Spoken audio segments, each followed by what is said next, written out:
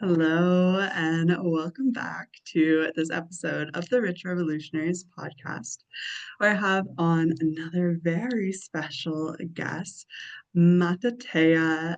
I actually don't know how to pronounce your last name. Changuy? Changi? Changuy, yeah. Changi, got it. And hmm, she is the dream woman leading New Earth families to really embody what it is to live from that space of highest perspective of what we can create as new possibilities of being more connected with deeper vision of each other's true essence. And so, Matatea, thank you for being here. And I want to welcome you to share with the people who you are and what you do. Mm, Thank you for having me. It's an honor. I'm Matatea Changuy, also known as the Dream Woman. I am a mother of light, a leader of families of light. I am a mother of a toddler, Amaya, whose incarnation cross, for those familiar with human design, is defiance. So I'm definitely know what I'm here for, to birth new paradigms. And she's my teacher. She's really Mm. my teacher. And I am the leader of the Dream Woman movement, which is a global invitation for every woman to awaken the dream woman within as the origin point of the new earth. Mm. We'll get back to that later on, but um, as a strategic seer and a spiritual guide, I guide visionary women, mothers of light, and families of light to their highest truth and their highest potential. Mm. Again, as that being the starting point for the birth of the new earth, of the dream earth, as I like to call it. Mm. Thank you for sharing everything that you are and all that you do, from motherhood to business and how those interweave together. I love that you're bringing this conversation forward and allowing that compartmentalization of the different roles that we embody to fall to the wayside and really lead from that place of flow and unity. And I did not know that your daughter had the cross of defiance. I love that so much. And it puts so much context to um, the evolution that I have had the pleasure of witnessing you move through inside of the different spaces that we're in together. For the listeners, we know each other through first the LLS, the Light Language Summit, that will be live next year in the spring. Have dates coming out soon. And that is a collaborative offer for global light leaders. And we're really weaving this essence of New Earth business and showing people that we actually can move forward in a way where collaboration, genuine connection, and being in the full expression of our soul gifts, which is defined here as light, um, as our value proposition. And we also weave together in the mirrorship space that is Annie Davis's membership that we talked about on previous episodes. So after this one, go check that one out. There again, it's this structure of interconnectedness, interdependence, and instead of more information overloading the genius that is already within us. It's this reflection, this opening, this weaving. I'm so excited to get deeper into the intricacies of what that means for you and your experience. But before we go there, I want to take us back a little bit into who you were, what were those like archetypes that you alchemized to move through your own rebirth portal to become the woman that we see here today as the dream woman? Mm. Wow, where do you start, right? Um, In the middle. exactly. I would say like my biggest rebirth as an adult that was the beginning of my journey as a dream woman, as embodying her and connecting to her frequency and really getting clear about who is she? What is this about? Why is it important? Why should I make space for her? It was when my daughter was born, when I became a mom. And I went through this dark night of the soul. I went into a deep depression. I thought it was postpartum depression, but it wasn't. It was so much deeper.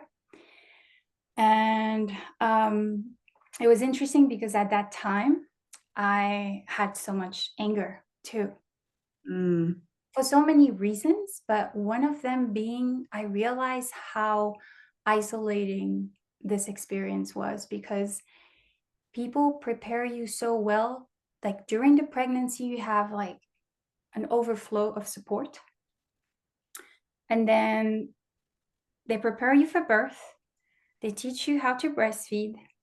They talk a little bit about postpartum depression, but nobody talks about the spiritual awakening, the identity death that comes with that. Like, because you're rebirthing as well, mm-hmm. right? It's not just any roles like a job that you take. This is a forever thing, and this is and so that was the very first time I asked myself, who am I really beyond the Deloitte consultant I was, the type A person I was, the high achiever, all my degrees, everything I knew about myself, nothing made sense when my daughter was born. Mm, And it was a really, really hard time. But that deepening into my essence and asking myself the tough questions. Why am I here for? What's the point of all of this? Really started there. And from there, it's only been a deepening into my own remembrance of who I am. And then activating my dream woman within that highest self, that highest potential, my soul gifts, all of that. And going from knowing to really knowing. And for those listening, I'm touching my head and then I'm going into my heart, like that knowing that doesn't need explanation or translation, into embodying and being the embodiment in a way that activates remembrance into others. So it's been, my daughter's 4.5. It's been a long journey, and one that started kind of unconscious, kind of just led by curiosity.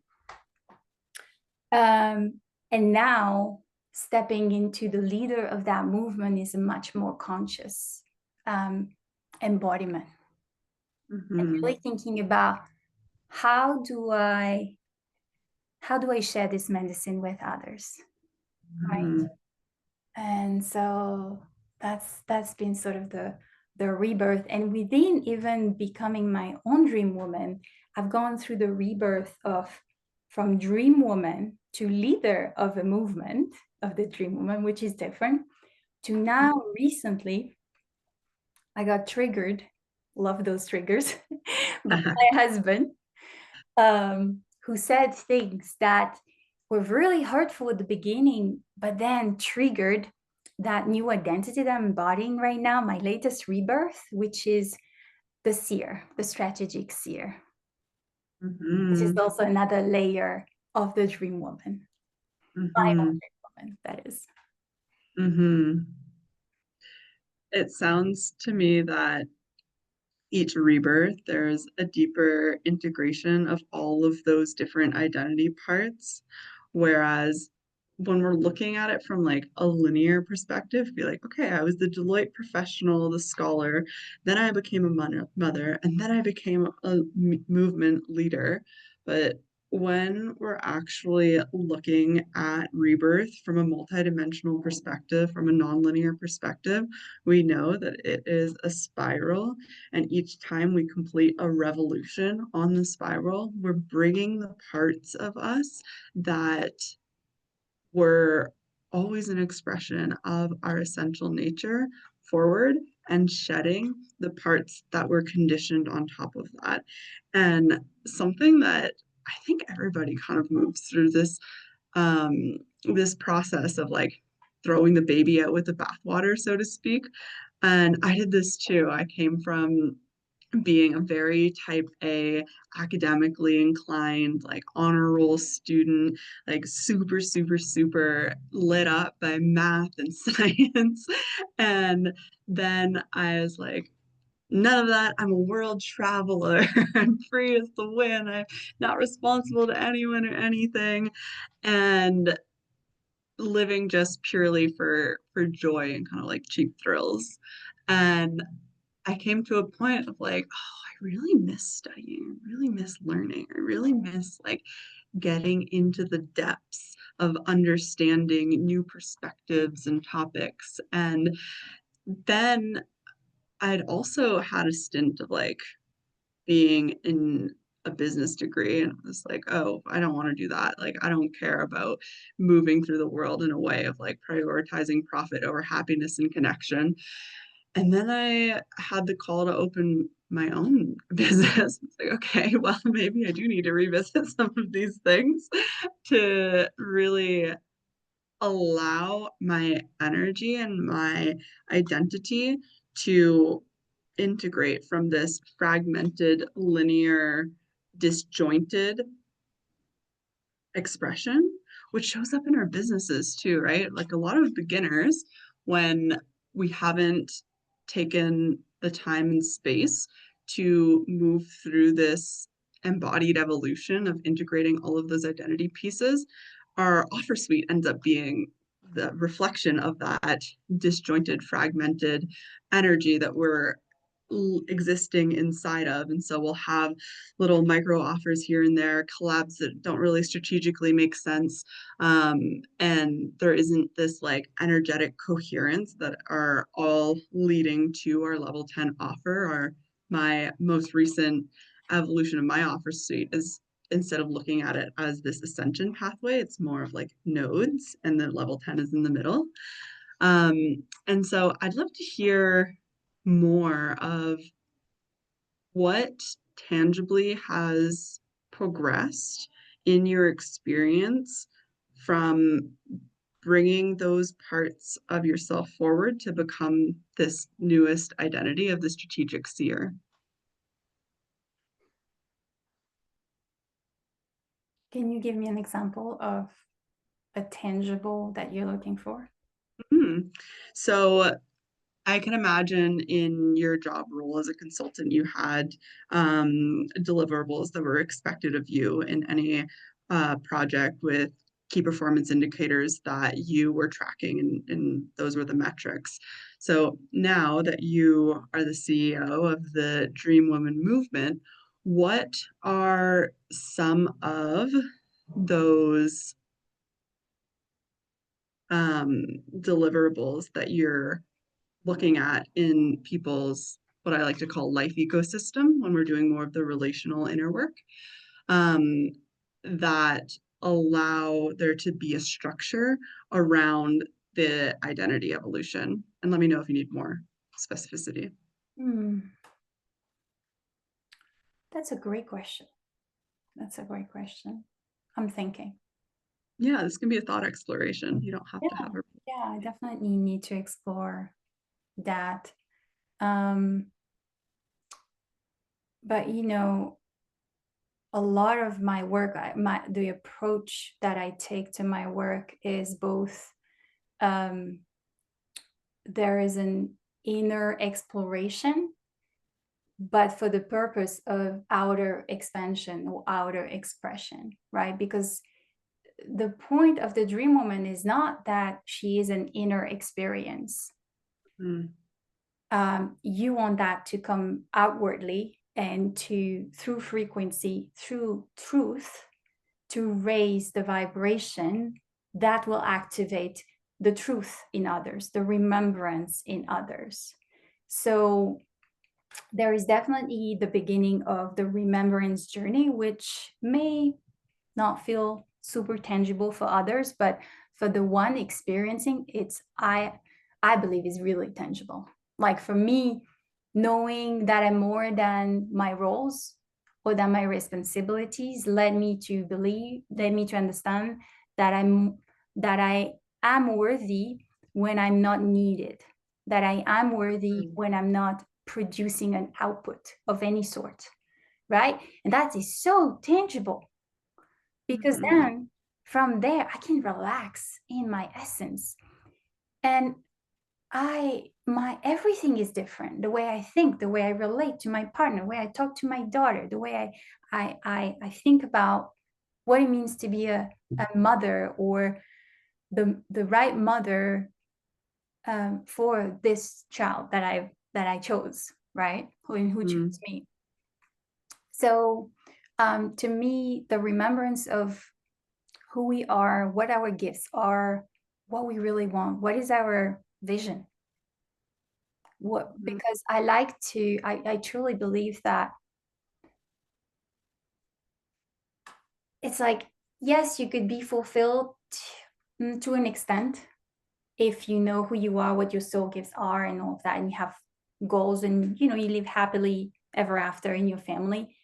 But I believe, and I want to believe, and I choose to believe that we are all here. We're all leaders. We're all here for something big. But we have to, that's part of the remembrance, that we're part of the bigness, right? And so I think true fulfillment comes also when we are reconnected with that bigness that is beyond us, that a vision that moves beyond us, that is so big it scares us. Right? So for me, like the inner work, and then the outer behaviors, the outer actions, the communication, the expressions, all the choices that are in line with that new alignment are the tangibles, because then you become self-led. Then you become connected to, you understand who you are and what your role is in relation to the birth of the new earth. And that is the connection I like to make always with people. And so, because it's easy, especially for women, especially for mothers with extra conditioning, to believe that love means self-sacrifice, that you have to abandon yourself to be good at what you do, or to be fair, or whatever your belief is. And so I like to also, it's a belief and a definition I like to change, what love means. I think it's a foundational one. And so with all those inner shifts, there are so many tangibles out there, I find, in the way we lead. Something that really was magnified for me in what you said is like leading ourselves from that new earth vision of what we're creating, the one that's like bigger than we might even have capacity for in our bodies right now. And that gets to be like a thread that pulls us forward. In my spaces, I like to start everyone off by connecting with what I call the 100x New Earth vision. And I know that we share a lot of similarities in what that looks like, of leading our families in deeper connection with the earth, of having that reweaving of the village, living together in deep connection with the land, and being rooted in our soul purpose as we're delivering our offers in collaboration. And allowing that to extend to how we're child rearing, so that in those moments of postpartum, the whole generational circle is a reciprocal loop of continuity rather than like a broken chain. And so that we can have that really like in-person community to support those moments of like identity shattering and rebirthing, so that meals can be a shared responsibility, so that childcare can be a shared responsibility versus operating in these silos. And, for so many years, that's been systemically dismantled intentionally for profit systems. And so it does feel really big to boldly claim that that is the reality that we're birthing, and to actually hold that truth in our bodies and take action from that place rather than crumbling under the expectations of external reality that are not so external all the time, right? Like the call comes from inside of the house a lot. And what I mean by that is these internalized currents of conditioning from family. Like something that we share in common is that our families really, really prioritized intellectual pursuits and recognition for that as like a top value over self-care, over connection, over developing close, intimate bonds. And saying that, there's like this grief that comes up. And part of being a new earth leader, in my perspective, and I feel quite confident sharing that you also hold this perspective, is to allow that grief, that like moment to be witnessed, to be shared, to be part of the leadership just as much as having a cognitive concept of where we're going, of what we're doing, of how we're doing it. That the emotional content of our reality and our experience is as valuable as the thought leadership. Mhm. Yes, Mm-hmm. yes, 100%. And it's been, my journey of remembrance has also been comprised of reactivating the different centers of intelligence Mm-hmm. within us, understanding them, understanding their roles and how they're best used, what's their capacity to, when to recognize the sign that, well, this is a moment to talk to the heart, not so much to the mind. And yeah, the way I see the new breed of visionaries, of leaders, is really heart-led, like deeply, deeply heart-led, deeply soul-led, deeply essence-led. This is why we talk about changing through frequency. It's like when you reconnect with that infinite self, that timeless space of the soul, is this just, you just connect to another dimension. It's different, right? And then you have this sense of limitlessness that there, and this is what we want. We want to lead from possibility. Mm-hmm. And then it creates also the expansion that I believe helps a bit the body. But yeah, there can be the weight, the sense of, my God, I could crumble right now. And I still feel that too.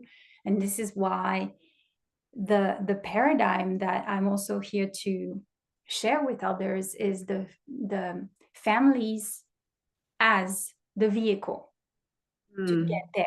Because the times of the lone wolf, the lonely visionary, let's call it over.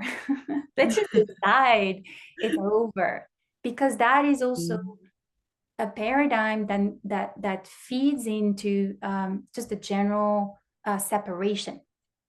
Mm-hmm. We're talking about fragmenting identities, right? Fragmented identities. That's also the separation, the undercurrent.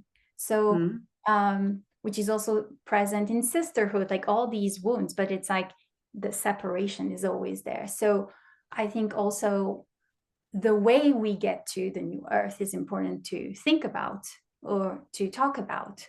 And this new approach being as a family, as sisters, as Mm-hmm. groups, the new village, all these Mm-hmm. things, but really moving away from the lonely one carrying everything, because again, that has this perfume of self-sacrifice, Mm-hmm. and I Yeah. truly believe is not necessary anymore.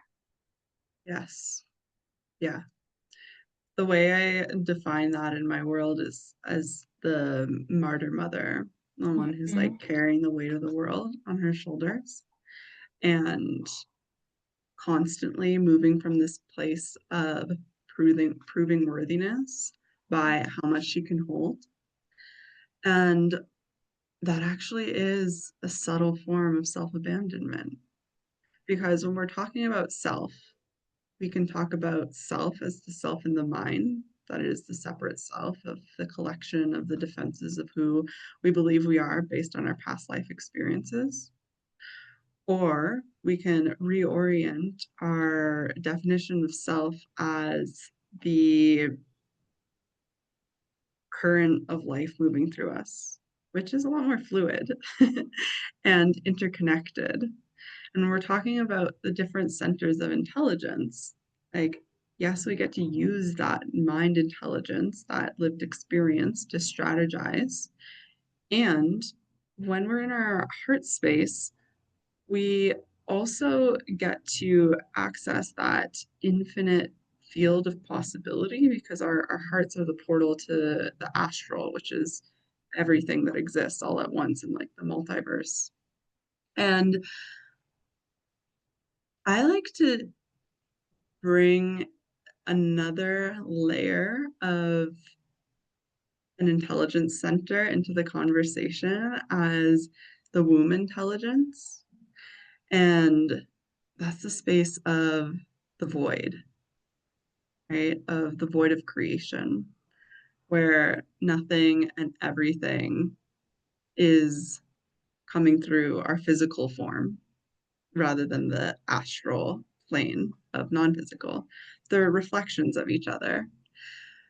But what I've found is when we deepen that intelligence from our mind of the strategy, from our hearts of the love and interconnectedness into that rootedness in our physical form and actually lead from that place of coherence with these three like centers, then tangibly what happens is we get to attract realities quicker because when we're operating in like the energetic realm or the mind realm, it feels fast.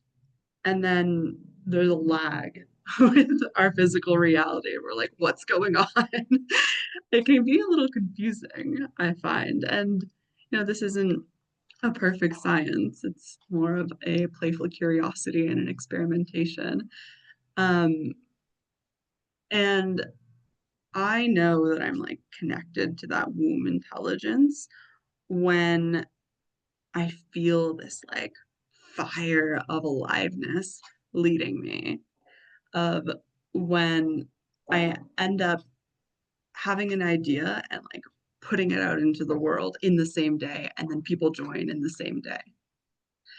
And actually like collapsing the like what we can call the fourth dimension of time and space to embody that evolution, that multidimensionality in the way that we're moving through.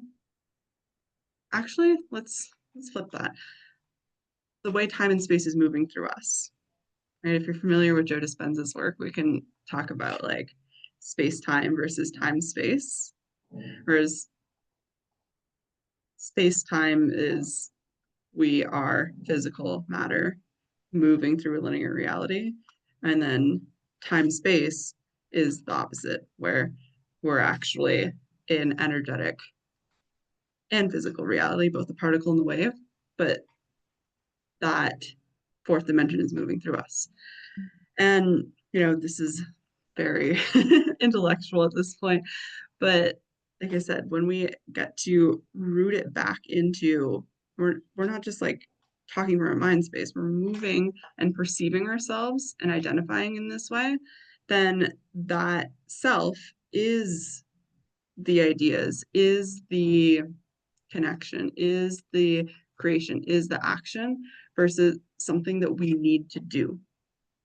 And so this letting go of the martyr, this deconditioning of external expectations and what we've internalized becomes this natural process of we are actively co-creating the evolution of humanity, the evolution of consciousness through our beingness, through showing up with our families, through how we're leading people in our spaces.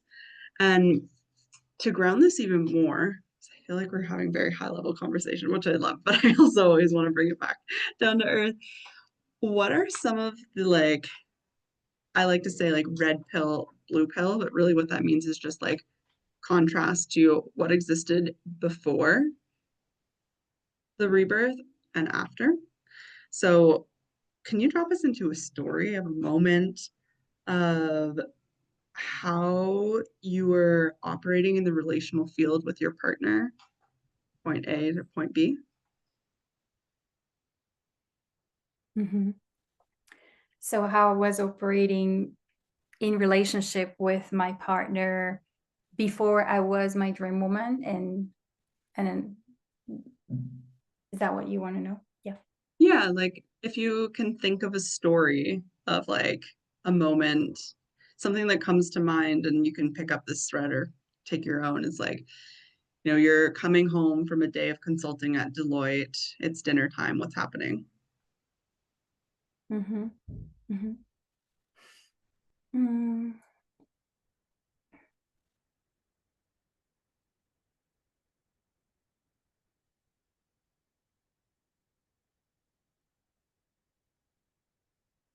So before and after.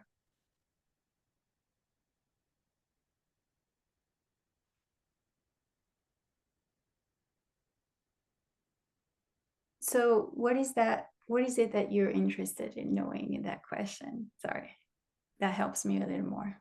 Mhm. I'm interested in feeling the energetic essence of how the family unit was operating in connection around just a day-to-day experience by hearing a specific story and then following that up with the new reality. Yeah. Yeah. What comes to mind, and let me know if you want to go to another story after, but what comes to mind is that in the past,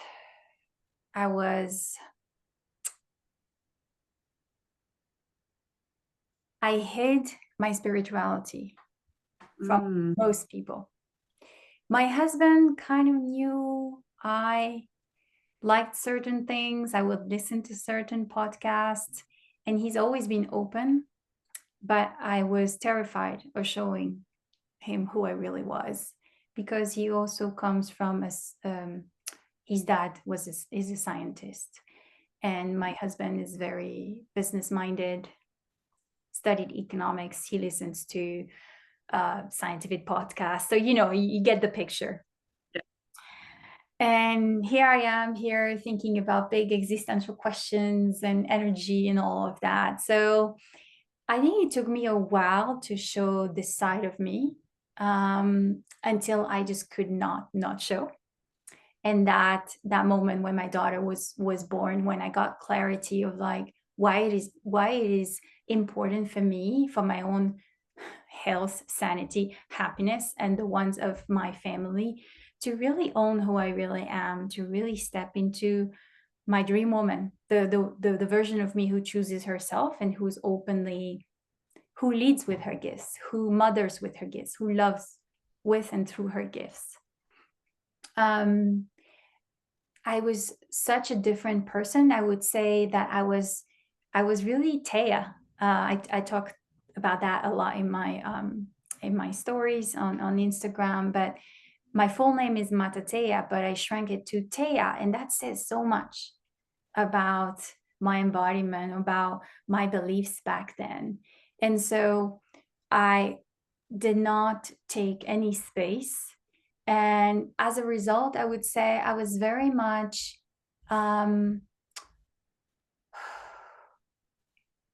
here to make my husband and my daughters happy, not from the center of my life. Mm. So I was deeply into self-sacrifice because that's the only model I grew up with.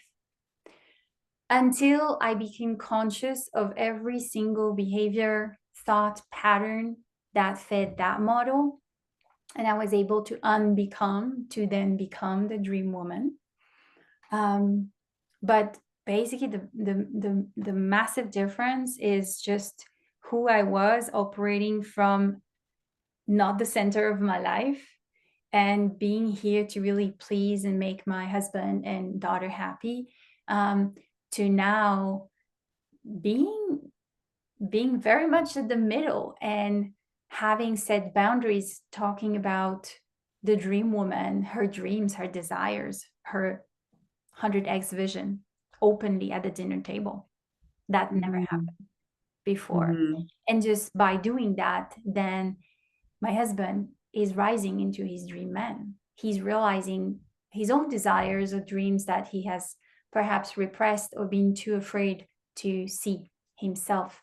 So yeah, it's been almost like love, but a lot of unconsciousness and disconnection to our true purpose, our dharma, to now dharma, purpose, big visions, audacious desires being part of the dinner conversation. Yeah. It, like, in hearing you say that, it reminds me of my own, like, compare and contrast around the dinner table, which I would say is one of the most important touch points of a family unit, Yes. because it's where we all congregate and get to, like, catch up on what happened throughout the day and, like, share those dreams and like progression of things over time, and like what we're excited about, what's challenging. And I remember growing up, for me and my family unit, that was not available. I'll paint you a picture. Any given dinner time, Jerry Springer would be on the TV in the kitchen. My mom would be standing at the stove cooking. My dad would be at the table watching the TV, talking on his phone with someone that he was doing business with. My brothers and sisters would join sporadically at the table.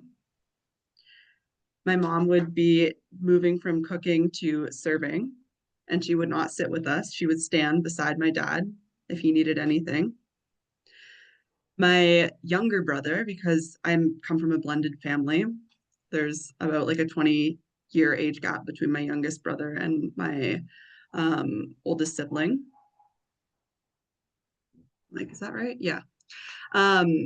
And so he was just like super rambunctious, super crazy, like spilling his drink on the table, like playing trucks in the spilled juice. And I was there as like a highly sensitive being, like just kind of watching the whole show, eating as fast as I could so I could leave the chaos. Now I have dinner with my partner and we have no phones, no screens. And we're asking each other about what happened in our day. We're telling stories about, um, for an example, he spoke at a school here that his friend founded, and he taught the local children of this town how to make like healthy protein bars from things that they can get at the like little bodega store that are accessible to them, and shared his modality of conscious cuisine. And so that's what we talked about at breakfast today. And I was sharing how excited I was to have these calls and what we were going to talk about. And um, we also set a time for bringing our worlds together once a week so that we can share the skills that we're building in actual practical ways that moves the needle forward in both of our businesses. And like that just that kind of support and connection did not exist in my family. And it was so far away from the conversation that I didn't know that that was like a reality, like in my mind. I didn't know it was a reality that it could exist. And actually, I remember the first time I was exposed to this level of like intimacy and connection was dating my high school boyfriend. His family was very religious. And so they had a no phone policy at the table, and they had to ask permission to be excused. And they actually would talk about things that were going on in their lives. And I remember it made me feel so deeply uncomfortable and like panicked. And I didn't really understand why. And so it's been a process of like unpacking those layers and unlearning the conditioning of chaos and disconnection, um, to prioritize those moments of intimacy. And I feel that my experience with you is that you have also done a lot of that processing to be able to meet everyone with a gaze that cuts straight to that soul deep intimacy. And I want to hear more about the activation and permission that becomes possible when somebody truly sees you. Mm, yes, thank you.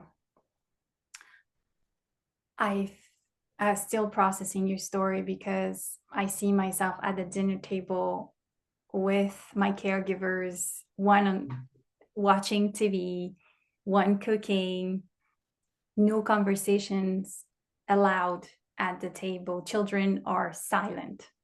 The more Mm, invisible, the better, by the way. mm, That was my upbringing. And my current husband, family dinner dynamic was exactly like your high school boyfriends. It's like the parents wanted to know what was inside their minds, mm, inside them, what thoughts were forming. And for them, that was the key to be a present parent, to really know and catch some thoughts early on, and being able to respond to those questions. So yeah, I'm just still processing the story. Yeah, thank you. Connected to that, I would say,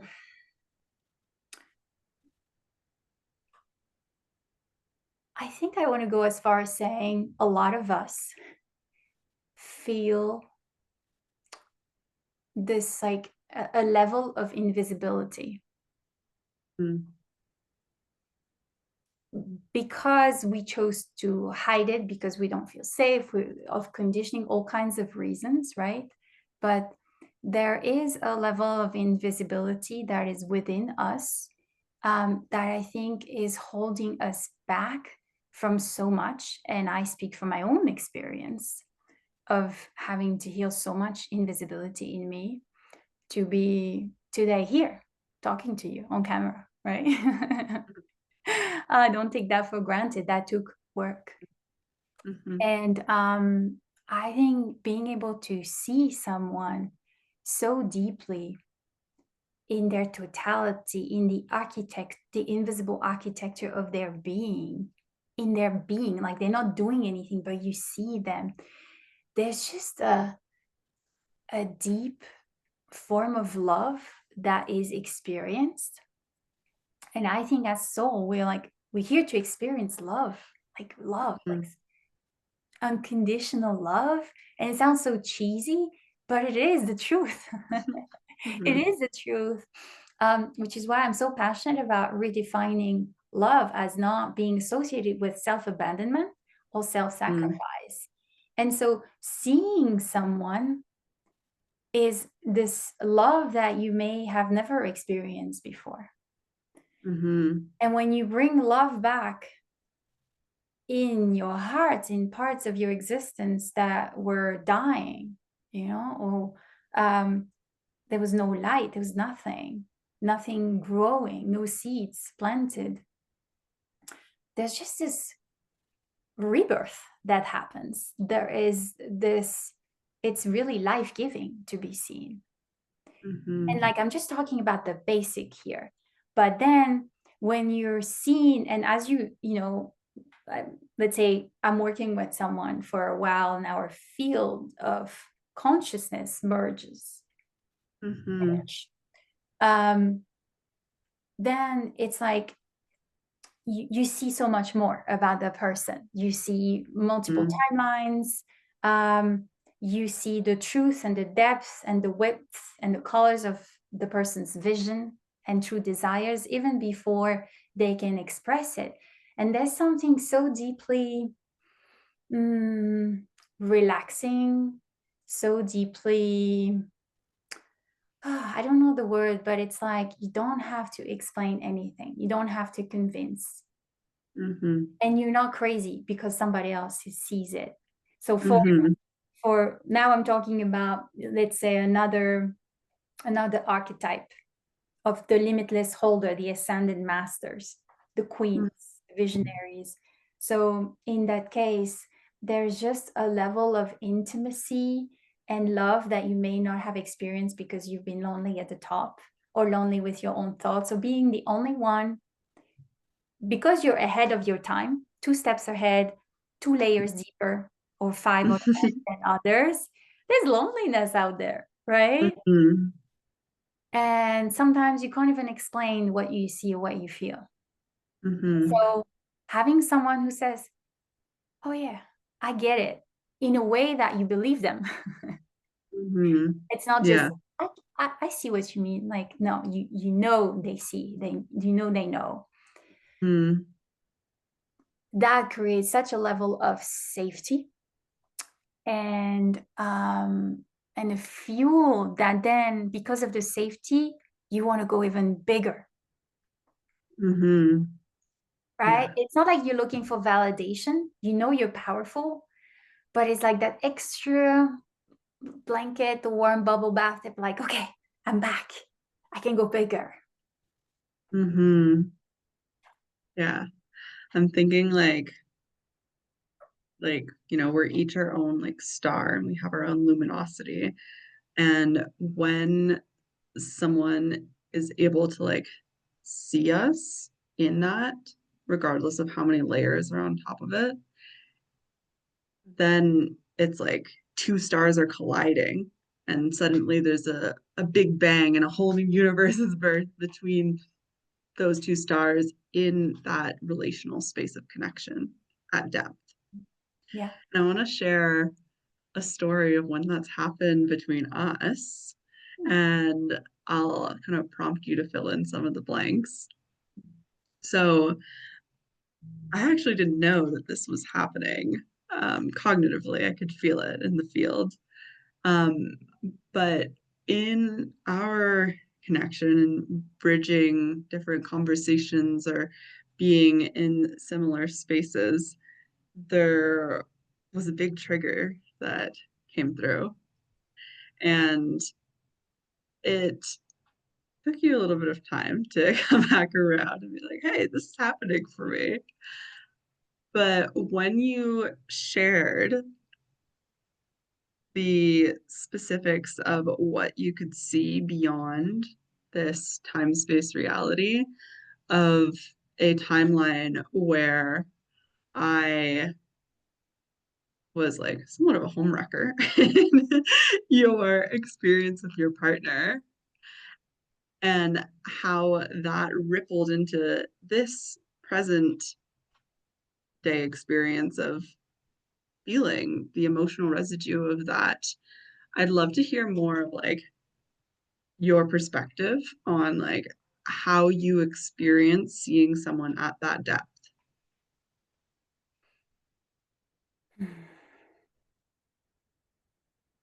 Yeah.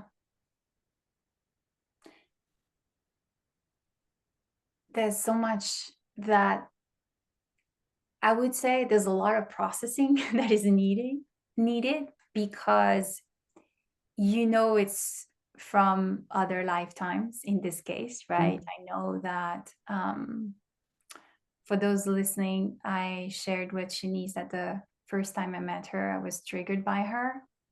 And I thought it was, well, first I was in denial, right? So that's level one. And I did everything I could to avoid her. She would enter a space, I would exit. Until obviously we started becoming more and more reunited in multiple spaces. Then it was like, okay, there's something for me there, and it's not I'm here. actually disappearing. So the trigger wants to be seen, wants to be open like a proper gift. And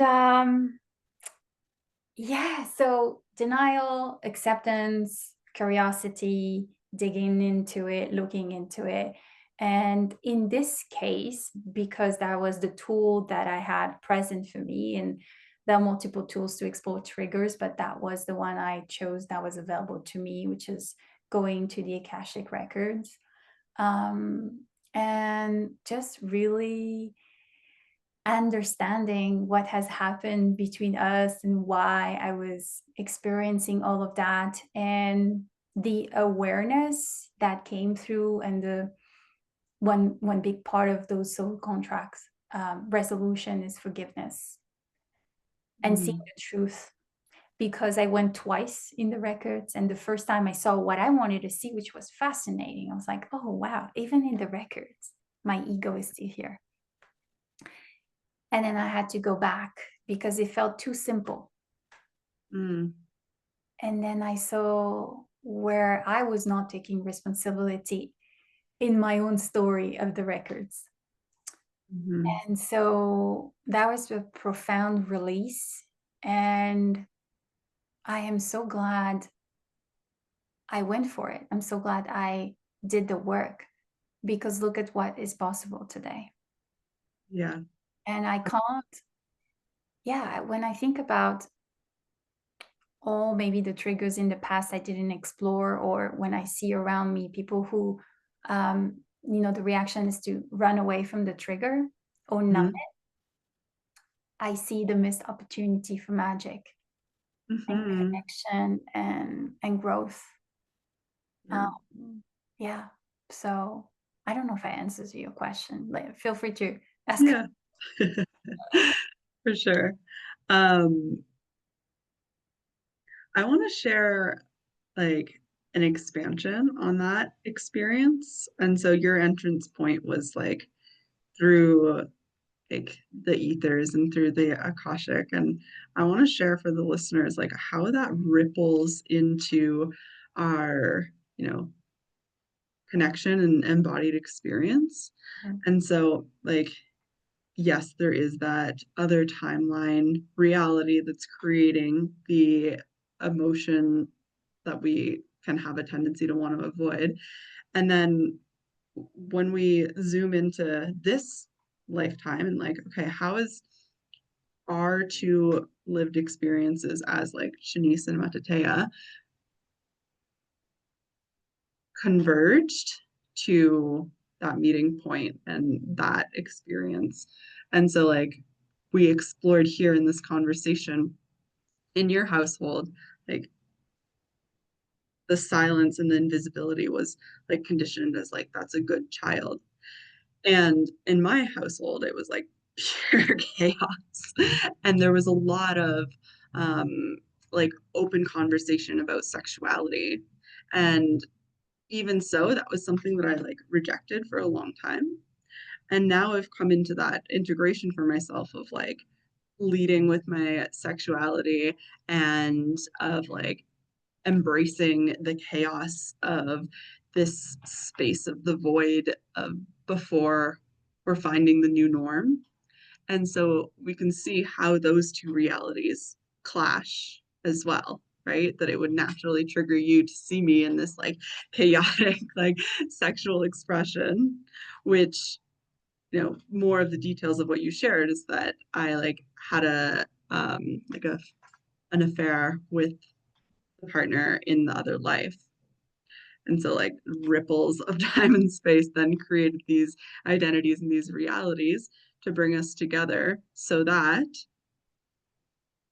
this trigger could come up and your soul gets to embody more of your seer gifts and sharing that information with me, and your emotional layers, be it from that lifetime or from this lifetime, because there's no like separation, it's all everything all at once, gets to start to integrate more.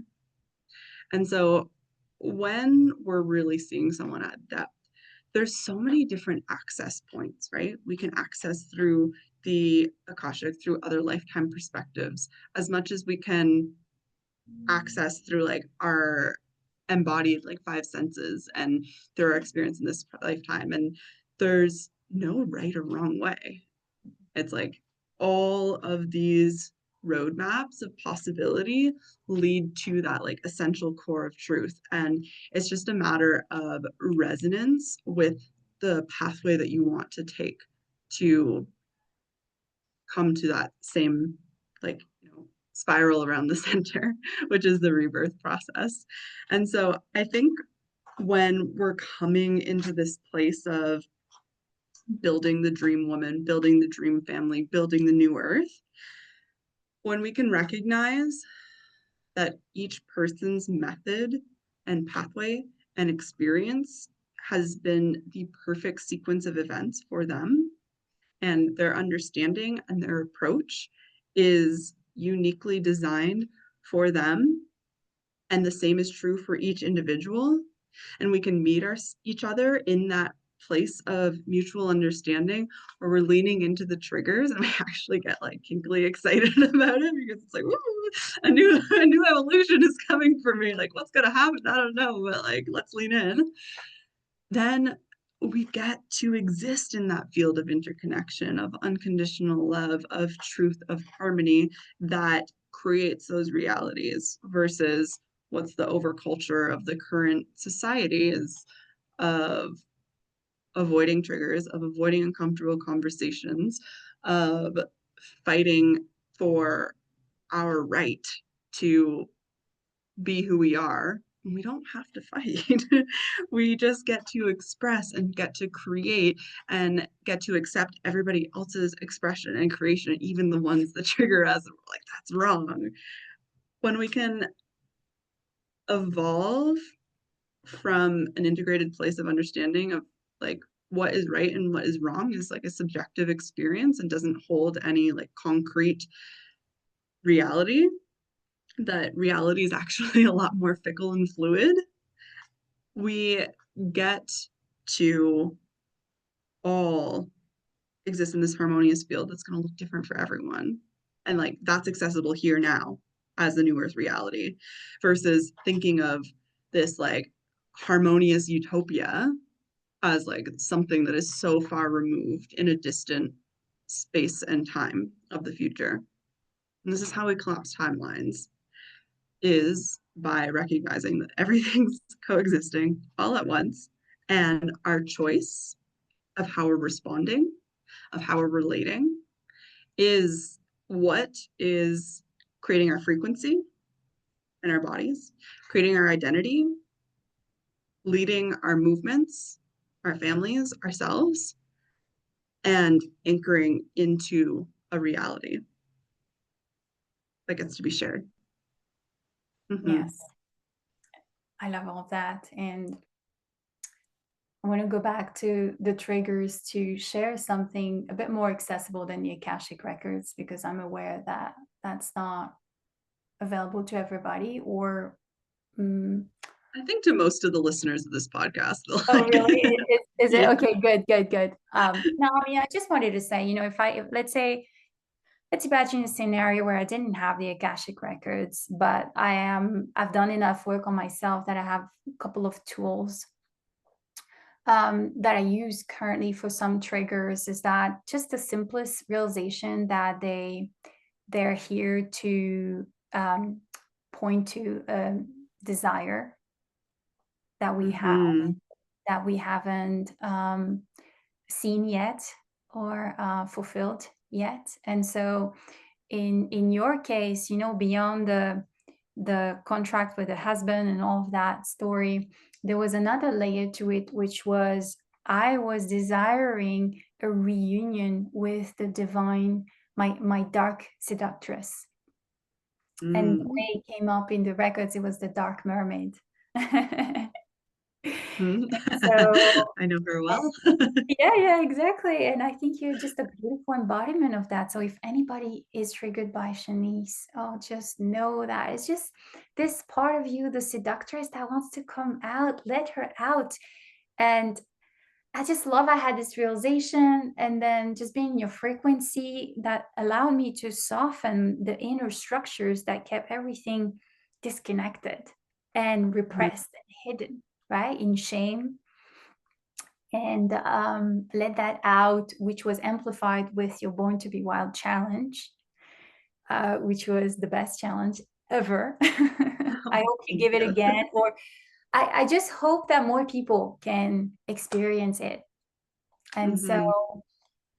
yeah, it's been a liberation for me, to experience your work, to be in your field. And I just feel now my dream woman has integrated, and it's still a work in an art in progress.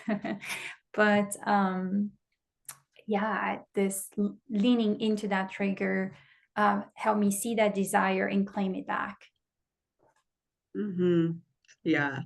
Yeah, what you're talking about here, you're opening a conversation of the erotic shadow that exists when our sensuality, our sexuality, our desires are suppressed. And I would say that is pretty much how most people walk around.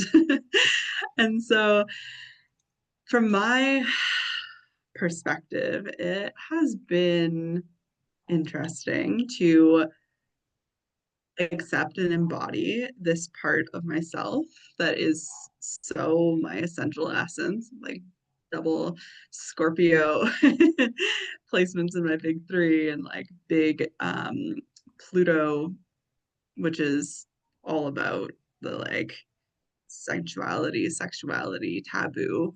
Um, what happens is that when I'm being my most authentic self, I'm triggering the fuck out of 99.999% of humanity.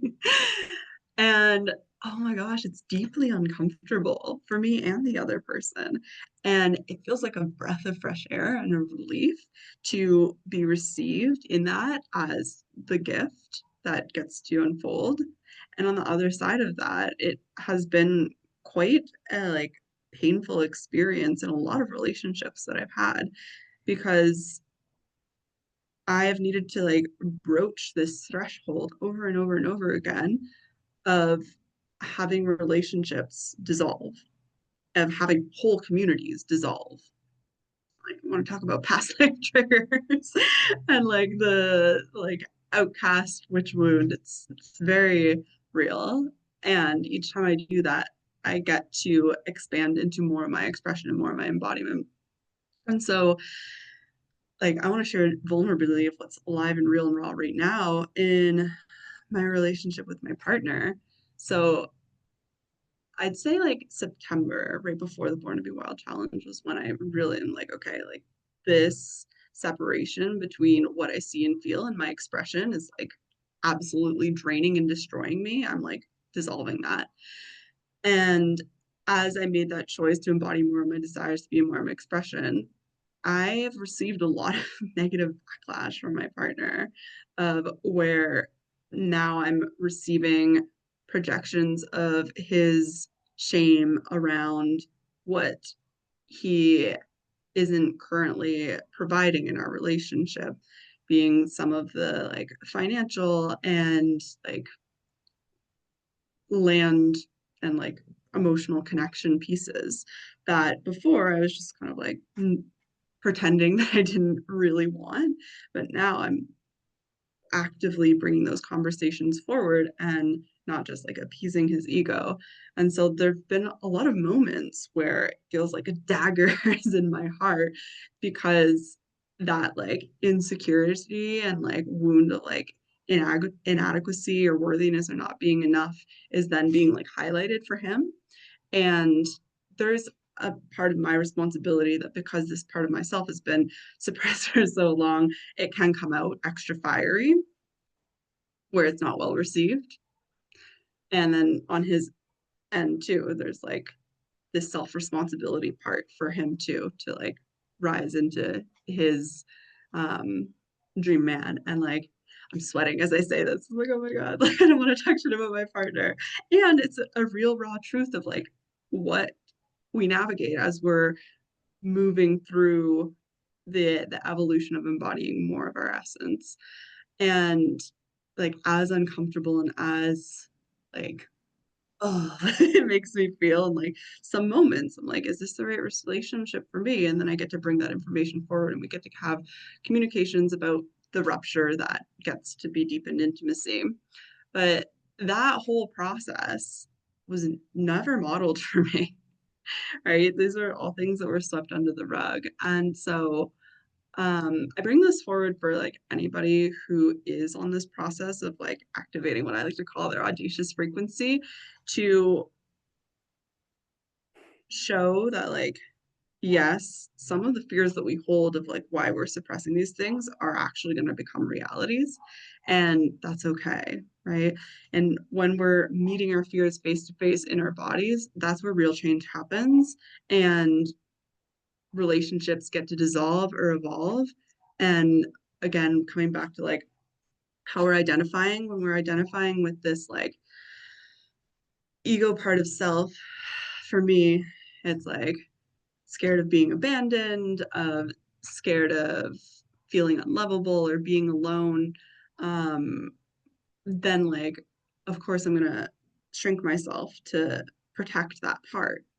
But when I'm orienting to who I am in my totality as life moving through me, as it's not about me, it's about creating new possible realities for the next generation and like what legacy am I leaving behind by how I showed up in my relationships and my work and like how much I'm embodied in my leadership of like walking my talk, moving through the emotional alchemy and the integration of ego and soul, then it's like I get to source power from that rather than crumble into the um the old identity. And what I say in my rebirth world is we get to crumble and rise at the same time, right? It's not a perfect process of like we're always going to be in our power. It's through the oscillations that we're actually moving upward through the rebirth spiral. So I wanted to share that piece, like be in my sovereign leadership and embodied vulnerability. Thanks Thank you. for. Thank you. Mm. We see you. I'll just say we. Thank you for Thank you. sharing that and just showing us how you like the behind the scene, because that's the reality of when you're a CEO. Like there is a real behind the scene and there's a constant recalibration happening within and in relationship with everything, right? With our business, at like tactical levels with our offers, but also in love, in life, right? And so this is also the reality of the dream family. Mm-hmm. Dream family is the divine reunion of the dream woman and the dream man. But because in my world, my approach is that to start with women, because I believe they're the acupuncture point of the collective awakening, the origin point. Ah, so good. And so I like focus my work there, but they're just the beginning. They're the door, right, to the rest. But Mhm. so it's like the journey to your own dream woman. It's kind of fun. There's some shadow work, like, yes, okay, demons and stuff. But where it gets really, really hard so far is when you rise and you're holding the frequency for the dreamer to rise with you, and that wobbliness and that recalibration. And it's like, wait, I thought we wanted to go left. Oh, no, we're going right now, you know? And it's Yeah. like finding not only, well, finding the space. And I love to think about, I love like systemic thinking. So I love to think about also like what systems can you build in your day-to-day life to support the recalibration, to support these big conversations. And just like you said, Mhm. you have a system. You mentioned how I think it's like once a week you come and share, okay, where are we at? You know, in Mhm. our new earth CEO-ness. Mhm. And Yeah. so that's a wonderful way to, because we're so devoted to our growth, to our evolution, that we move so fast. Yeah. And going back to Joe Dispenza, we move through, is it time and space, right? Not space time, Mhm. time space. So we're nonlinear women who move in the nonlinear ways. So this regular check-in, and which is hard when you have kids, Or or when you're traveling. when you're traveling, or when you're like, you know, like in your case, Life you is lifing. move, exactly, life is life for everybody, children or not. Um, yeah, so it's a lot, and just at least acknowledging that, I think it's important, that it is normal, that it takes, it's it's just, yeah, it's the tension that is real, and it's normal. Yeah. Yeah, normalizing the tension and like that, I saw your hands going like this, that dance, Yeah. that like it's not gonna feel good every day. And we get to source joy and connection and like good feeling in like micro moments every day. And another thing that like it's interesting because we had these touch points like solidified back when we were having more of like a regimented life when we were living in Canada. We would do one on the business and then one on the relationship. And both of those have been out the window for quite a long time, and like both areas have suffered. And so we're coming back to it and bringing it back. And it's like the same thing in our any relationship we have these systems, and like sometimes the systems fall apart. They're there to support us, and like in an ideal world we're having this like we're always in the system, but like we're not living in an ideal world. We're living in a real raw true messy imperfect human world. And like can we allow ourselves to be seen failing publicly and also be seen evolving publicly, leading ourselves through it, rather than doing it all behind the scenes and then being like, here's my shiny relationship and my like, you know, $1 million business. And then like, I'll teach you how to get there. I'm like, no, let's walk through it together. Um, that's what I want. And I know that that's what other people actually want to, but we're just so conditioned to receiving more of the other way. Um, Yes, yes, and to mhm, not show the messy middle, which is the, if I had to boil all the lessons I've learned from, you know, being in life with you, has been the messy middle is important. The messy middle mhm. is worthy of being seen, Yeah, of yeah, everybody's gaze. absolutely. And Yeah. it's like could be what transforms somebody's life, seeing that and reminding themselves, like just that big permission that they've never even gotten from anybody, right? Mhm, It can go really exactly. deep. Mhm. And falling in love with the too muchness of our expression, of lifing, of like our relationships, of all of it, of like, oh, like I'm so grateful for these challenges. I'm so grateful for what feels like too much that's stretching me and my capacity so that I can become more and more of myself and like create more and more of the vision. That's the process, right? That's the portal through it. It's through the too much. I love that you talked about falling in love with coming back to love. Mm, yeah, exactly. 'Cause that's, love is the end point and love is the the process as well. Yeah, yeah, Mhm. exactly. So, Mm. mm, All right. Speaking of endpoints, where I kept you a little bit beyond the time we agreed on, so thank you for being here. And I want you to have an opportunity to share about how you walk people through the process of love back to love. So you can speak about any of your offers or upcoming events, whatever you're inviting people into. yes, yes. So, my level 10 offer is Become Your Dream Woman. This is my high proximity, high touch space. I welcome people for 3 months and for a whole year.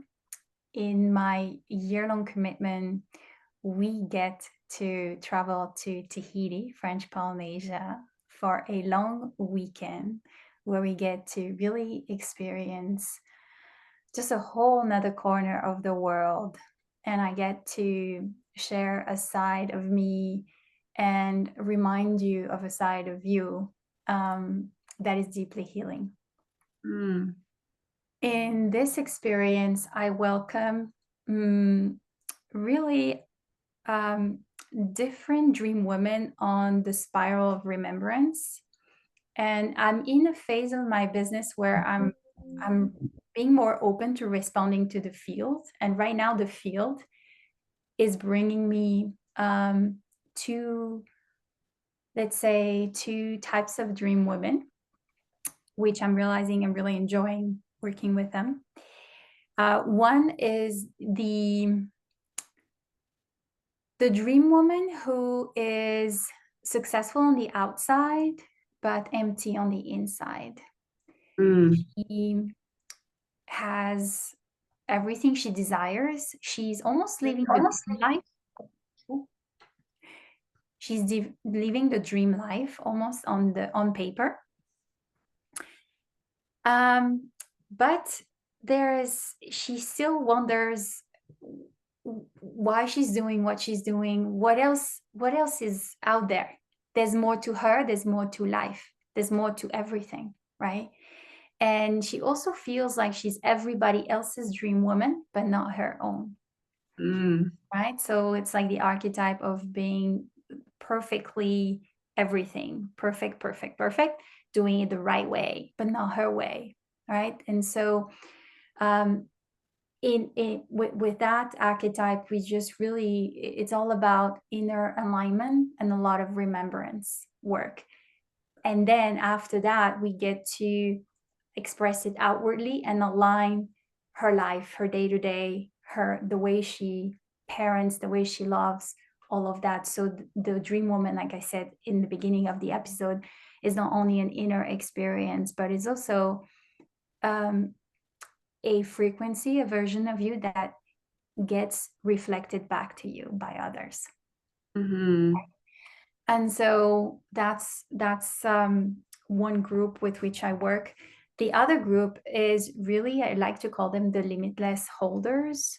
Um, it's the ascended masters, the newer CEOs, those who are already in conscious legacy creation, but just want that intimacy, that want to be seen at that level. They don't want to be told anything what to do. That, like, it's not so much about remembrance, but it's just more about that companionship, that sisterhood at the top, and being seen by somebody walking that path. mm, mhm, Um, and where you, because what I realize is that even queens long to be met. Even mhm, ascended masters want to be seen. They want to be recognized in their devotion, because that path is the courageous path. And so while you learn to do it alone, you have a couple of communities. There is also this just next level intimacy that is available, and I think is powerful. Mm-hmm. And together we get to birth everything that wants to come out of you. We get to birth the vision that you see and cannot unsee. And we get to birth dream realities along the way. It's not only the end goal, it's how you get there that then creates the systemic change. Right? And so we build the bones, the architecture of the next world. So that's me. I love it.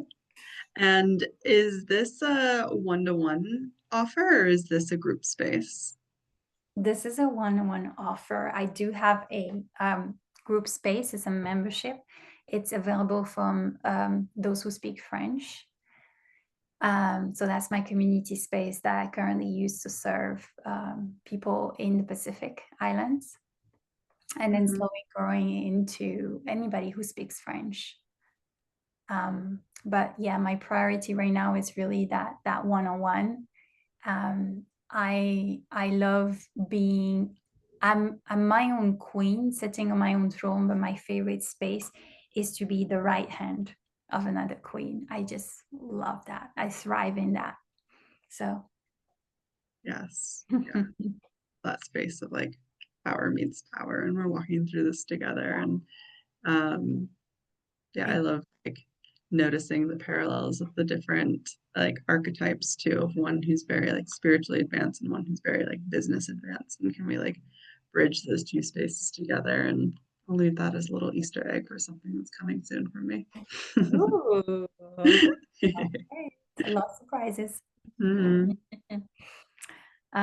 you so much. Well, thank you for giving me the space to just express who I am, exist in the rich revolutionary world, to be part of your movement, and to also share the way I serve the new earth. So thank you. Thank you for sharing your expression, for leaning in, for being present for this time and organizing your life around that. I know it's not an easy feat, so acknowledging you and sending my appreciation and love your way. Thank you.